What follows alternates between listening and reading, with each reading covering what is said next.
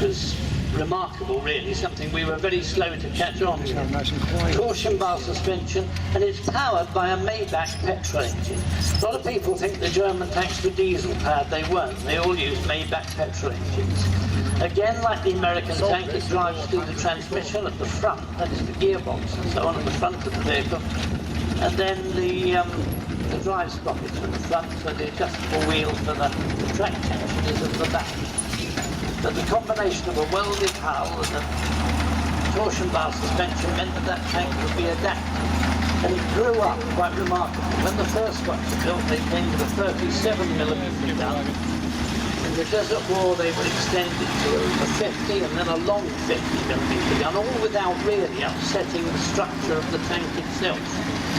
And then towards the end, they were getting a bit past it, they were fitted with short 75mm guns, which gave them a good close support function.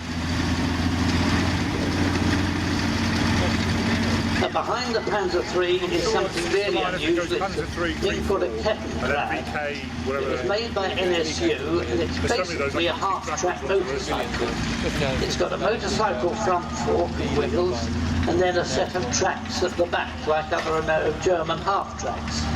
They were issued originally for paratroops of the German army, but in fact became so useful they would operate anywhere where wheeled vehicles couldn't go. They were particularly popular on the Russian front. They take a single driver, as you can see at the front there, and then they would take two more men sitting with their backs to him, facing backwards. And behind the Kettenkrad is the Kubelwagen, which is the Volkswagen really in wartime guise. It's a small utility car, it's not four-wheel drive, it's 4x2 with a typical Volkswagen engine at the back, and that thing would go pretty well anywhere. With good cross-country performance for a light vehicle. Kubel means bucket, so that they're just an open bucket really. They were up to 4-seaters, but you've got different versions of them with different lockers in for various forms of kit. And they were the German equivalent, really, of the Jeep in the British Army service, the American Jeep. But now the Panzer III is coming down our end of the arena. You can see the rack at the back for extra fuel. An interesting thing with the Panzer III, the Germans didn't like putting the wireless set in the turret, which is what we did. So the aerial is on the right-hand side of the hull and usually laid flat because it got in the way of traversing of the turret. It's got open doors on the sides of the turret so that you could stay fairly well ventilated in desert conditions, but they also served on the Russian front and of course in northwest Europe, although by the end of the war they were getting a bit long in the tooth.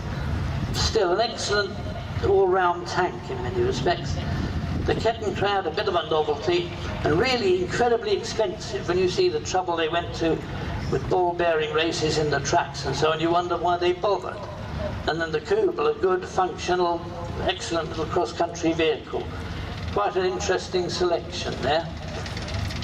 It's really quite amazing to see so much German kit on the move.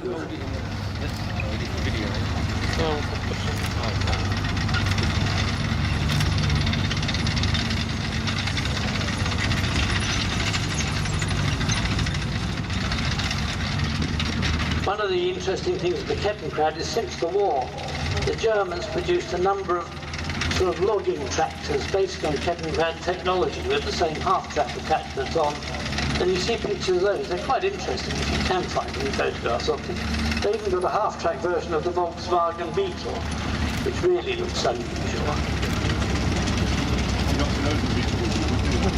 There we go, there's the Panzer III going off, followed by the Kettenkrad, followed by the Volkswagen Kubelwagen.